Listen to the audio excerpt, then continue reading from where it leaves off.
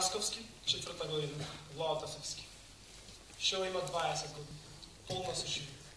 Девојка со најбавите сини очи. Очи кои оставаат без див. Првата средба ја допира со дланките за да запознае. Втората средба препознава по гласот, мирисот на вашето тело и никогаш не греши. Таа има се што имате и вие. Но сепак живе во свет сосема велико од вашиот. Свет во кој денот и ноќта се исти. Нема бои, облици, ликови. Шела има 20 години.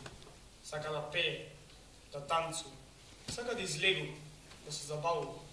Копне по тоа да доживее првата љубов во животот, да сака и да биде сакан. Но животот понекогаш знае да биде навистина суров, да не доведе во искушение, да ја преиспитаме својата вера, да кренеме поглед во небото и да изустиме. Зошто Боже? Ако се свртите и погледнете околу себе, ќе забележите дека Шела не е сама, не е единствена што се сочува со безизлезот. Бројот е голем, тие луѓе се тука, крај нас, околу нас. Прашањето е каде сме ние? Ги забележуваме ли? Им подаваме ли рака? Се обидуваме ли со некој мал гест да направиме се чувствуваат рамни со нас или барем да се замислат дека е така? Секое здраво општество се грижи за своите граѓани и особено внимателно кога станува збор за овие ранливи групи. Дали нашето општество може да се смета за здраво и хумано?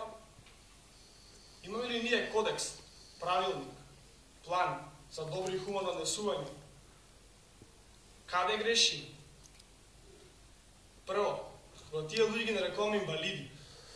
Инвалид значи невалиден, неупотреблив, бескорисен.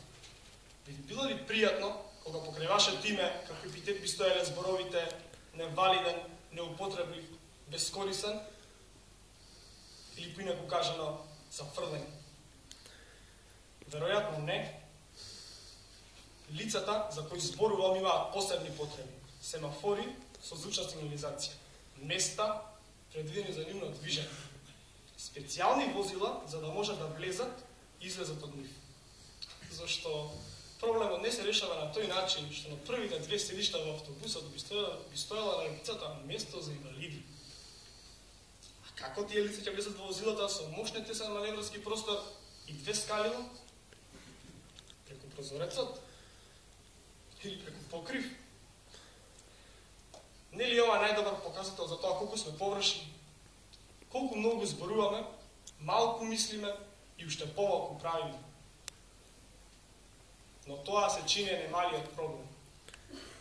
Но овие луѓе ме потребна многу повеќе реалност, помалку формална грижа и божено душегрижништво. Равноправноста подразбира многу повеќе. Пред се, таа значи шанса, можност, но и обврска од страна на заедницата.